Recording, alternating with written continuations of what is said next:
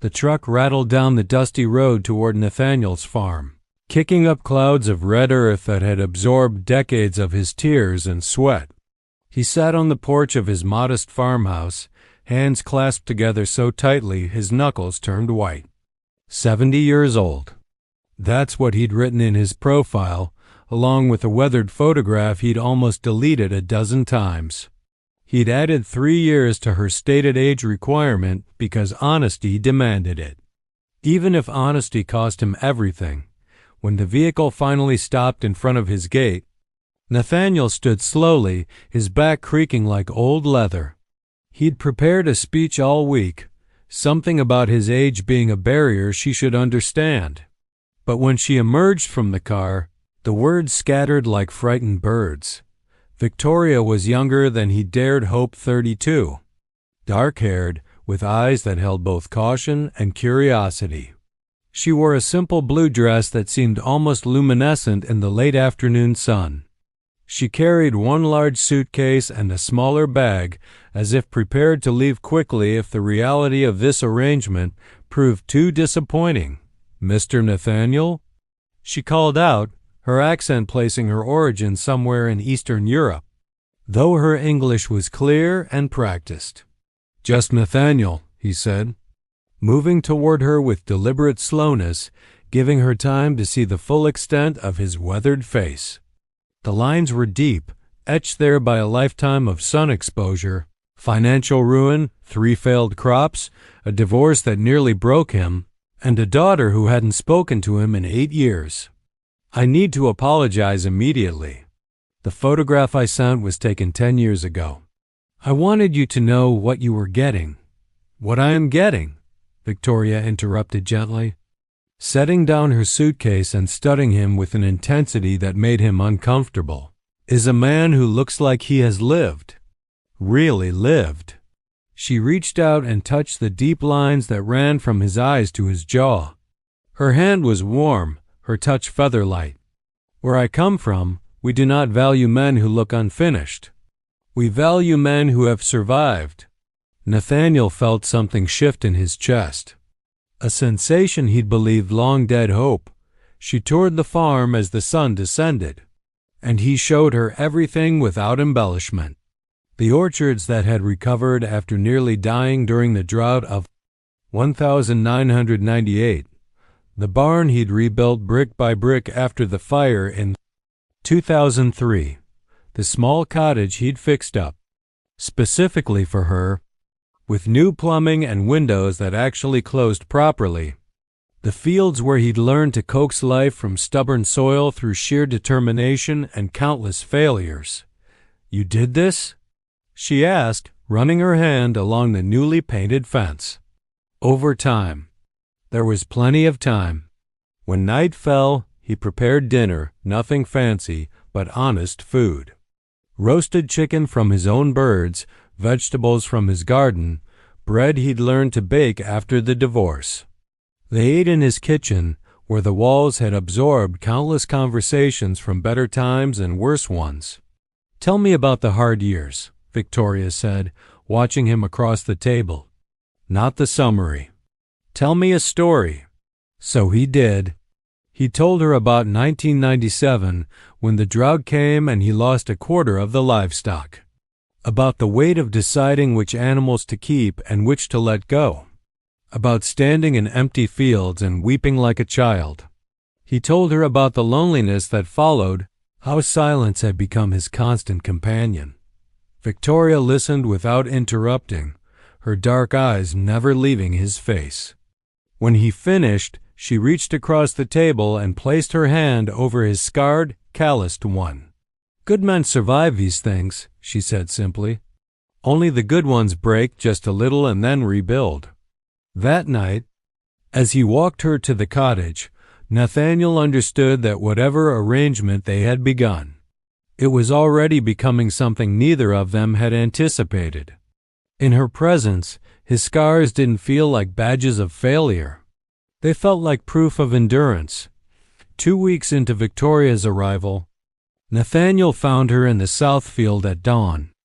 standing in the exact spot where he'd stood thousands of mornings watching the sun rise over his land. She wore work clothes, now jeans and a faded shirt he'd given her, and her hair was pulled back with a simple string. "I couldn't sleep," she said without turning around. "I kept thinking about what you told me. About the drought. I wanted to see where it happened." He stood beside her in silence for a long time. The field had recovered, but he could still see the divisions in the earth where the hardest-hit sections had taken longer to revive. Nothing was perfectly uniform. Nothing was unmarked. "Come," he said finally. "Let me show you something." He took her hand, the first deliberate gesture of affection between them, and led her to the western side of the property. There, hidden behind a copse of trees, was a small cemetery of white stones. Local tradition called it a pet graveyard, but Nathaniel knew the truth. These were the plants he'd loved and lost.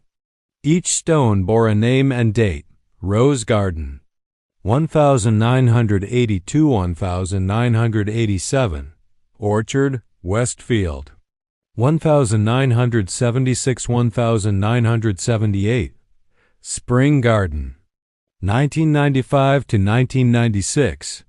Victoria knelt before one of the stones, her fingers tracing the date. "You mourn them," she said softly. "Yes, this makes you more beautiful to me," she said, then looked up at him, slightly embarrassed. "Is that strange to say?" "I don't know," Nathaniel admitted. "No one's ever said anything like it before." That afternoon, he taught her to work the property. Not as an obligation, but as something they could do together. She proved to be a quick learner, her small hands surprisingly capable. She asked questions, dozens of them. Why did he prune the fruit trees this way? What made this section of soil richer than that one? How had he known when the livestock was truly sick versus merely tired? "My father was a farmer," she told him as they worked side by side, reinforcing a fence. "In my country, before everything changed." I was too young to understand it then, but I remember the feeling of it. The work meaning something, making something live. "What happened to your farm?" Nathaniel asked carefully. "War, then government, then nothing." She didn't elaborate, and he didn't press. He was learning that Victoria's silences contained their own language, and respecting them mattered more than filling them with words. That evening, they sat on the porch as darkness fell. The air was warm and carried the scent of the earth they'd worked. Nathaniel poured 2 glasses of wine, nothing fancy, just something to mark the transition from day to evening. "In the letters," Victoria said, "you wrote about being afraid you had nothing left to offer. But that was not true." Nathaniel turned to look at her. In the darkness, he could see the silhouette of her profile, the strength in her jaw. "You offered the truth," she continued. "Not a fantasy. Not a lie to catch a wife. You offered who you really are, a man who has suffered and survived it. This is everything." She reached over and took his hand, placing it on her heart. He could feel it beating steadily beneath his palm, alive, present, choosing to be here. "My past is different," Victoria said quietly, "but it is also heavy. I came here because I read your letters and thought, this is a man who understands weight, who does not run from it. And I was right." That night, when he walked her back to the cottage, Nathaniel did something he hadn't done in 8 years. He kissed someone. Not with passion, though that would come, but with gratitude, with recognition, with the understanding that sometimes the broken people find each other not despite their fractures, but because those fractures make them able to see light in places others miss. Victoria kissed him back, her hands in his hair, and neither of them needed to say what they both felt, that something was finally, truly beginning. Spring came to the farm in a rush of color and growth. Victoria had been there for 2 months now, and the cottage had become less of a separate space and more of a formality. She spent her nights there alone, perhaps once a week. The rest of the time, she slept in Nathaniel's bed, not always with physical intimacy, though that had deepened beautifully between them, but with the kind of closeness that came from two people learning each other's rhythms. She woke before him most mornings and lay in the pre-dawn darkness, listening to the gentle sounds of his breathing, her fingers sometimes tracing the old scars across his chest and shoulder. Scars from accidents, from the hard life. She would kiss them softly, and he would wake to the sensation of her lips against his skin, her breath warm. "What are you thinking?" he would ask, pulling her close, and she would smile against his chest. "I am thinking I was wrong about my life," she would answer. "I was thinking it was over. But it wasn't. It was only waiting." Nathaniel, too, had undergone a transformation. The isolation that had calcified around his heart was breaking open. He found himself laughing more, talking more. He began to make plans, small ones at first. A new fence here, a repaired roof there.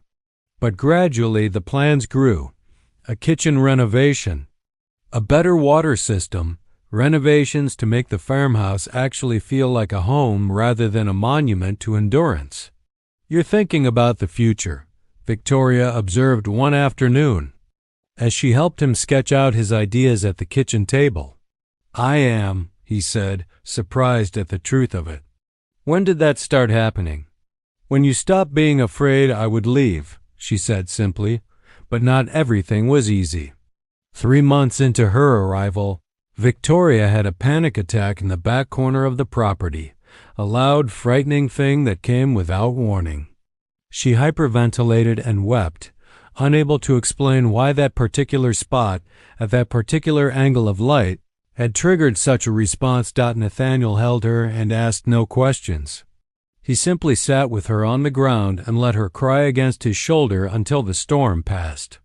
Later, when she was calmer, she told him fragments, that her country had wars, that her family had lost everything, that she had reasons for leaving that went deeper than she'd explained. "I came here," she said, "because the letters showed me a man who had already grieved, who had already known the worst. I thought, if I could love a man like that, maybe my past wouldn't destroy me. Maybe there was room for me to become something new."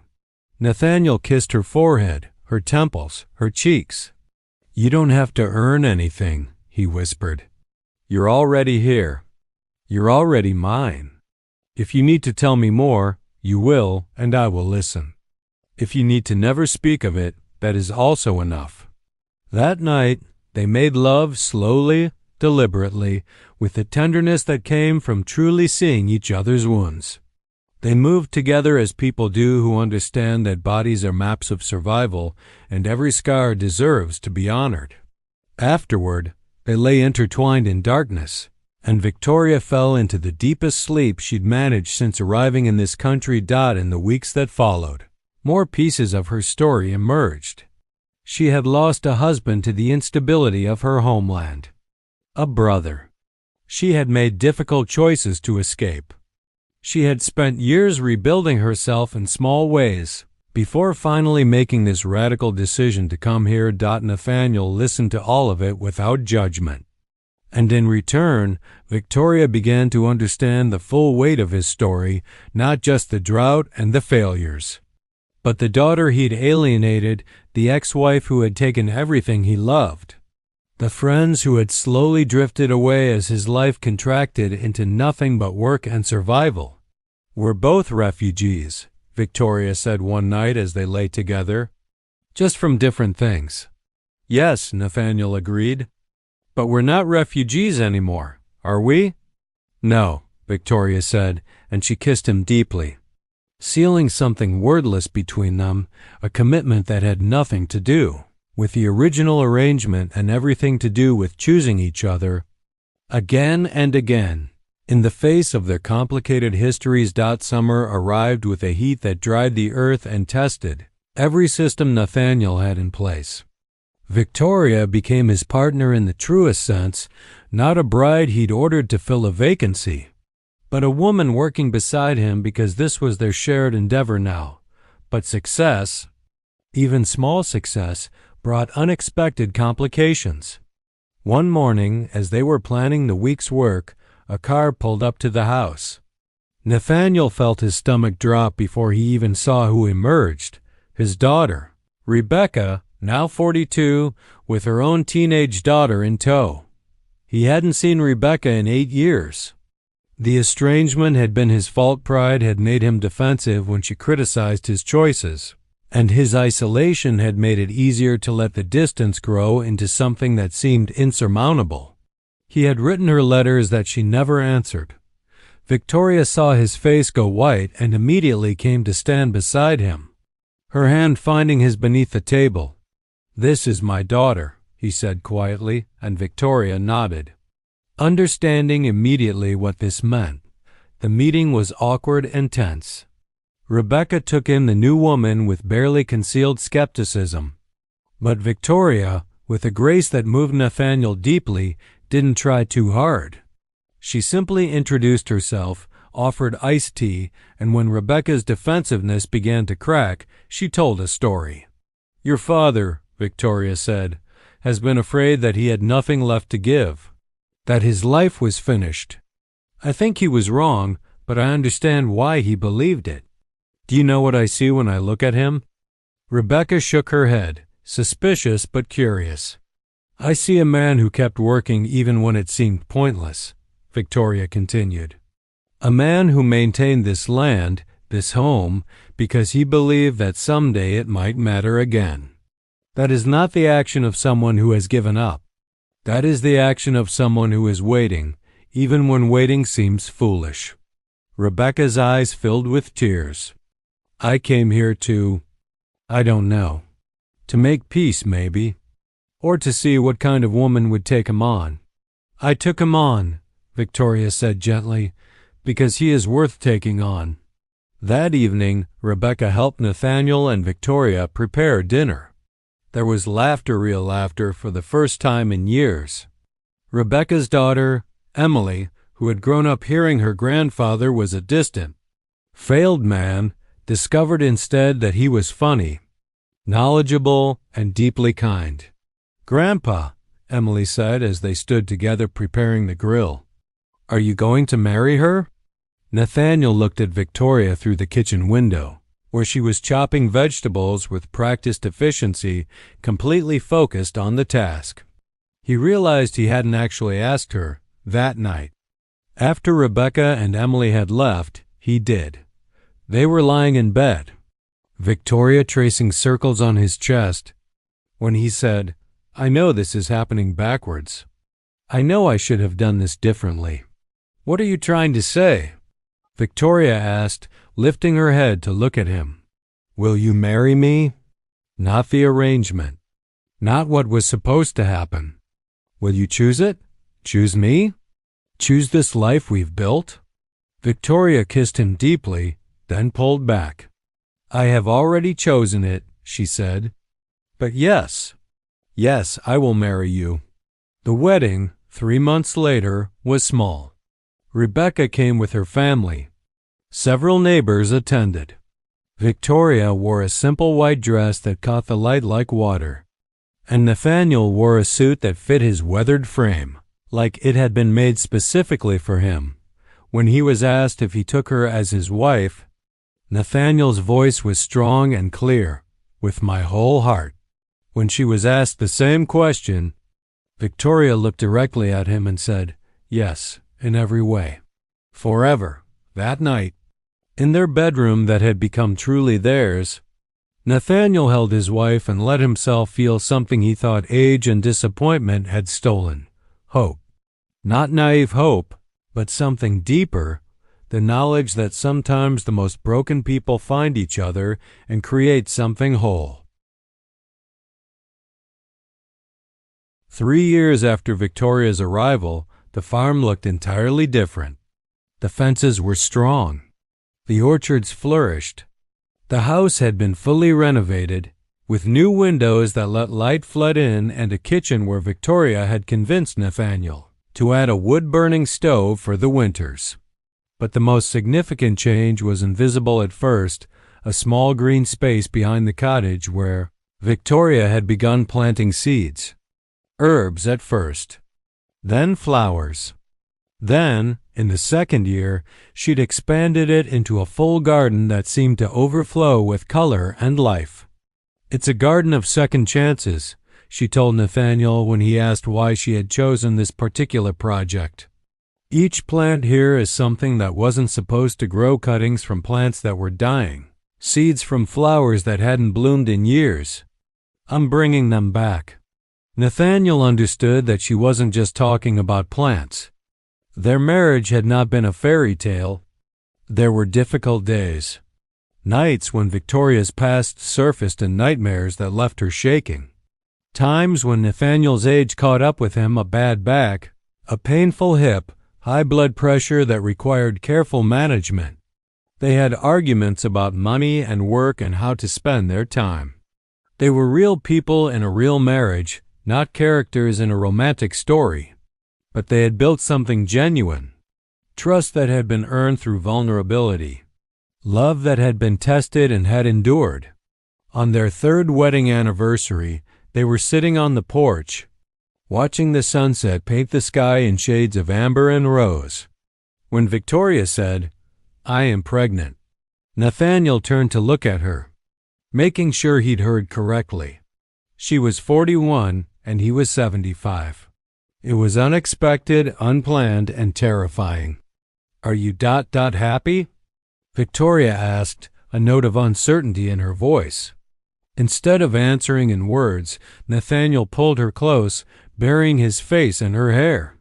He wept not with sadness, but with overwhelming gratitude.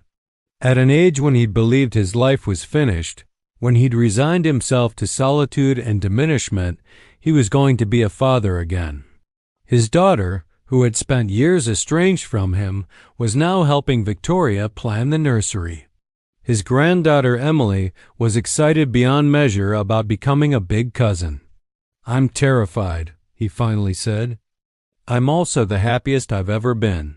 "Good," Victoria smiled, "because I am also terrified. But we are terrified together." The baby came in early spring, a son, whom they named James. He had his mother's dark eyes and his father's stubborn chin. Watching Victoria hold their infant son, Nathaniel marveled at the life that had unfolded in these 3 years. He thought about the man who had written those mail-order bride letters, apologizing for his age, his scars, his failure. That man had believed he was finished, that his best years were behind him, that he had nothing left to offer the world. He had been so wrong. On a warm afternoon in May, when James was 2 months old, Nathaniel stood in Victoria's garden with his son in his arms. The plants flourished around them, some that he recognized, some that Victoria had brought from her homeland in seed form. Roses and herbs and wildflowers, all growing together in a space that had once been empty. Victoria came to stand beside them, and Nathaniel shifted the baby so she could rest her head on his shoulder. They stood in silence, watching the world grow around them, in the garden, in the fields, in themselves. "Tell him," Victoria said softly. "When he's older, tell him this story. Tell him that broken people can become whole when they stop running from their scars."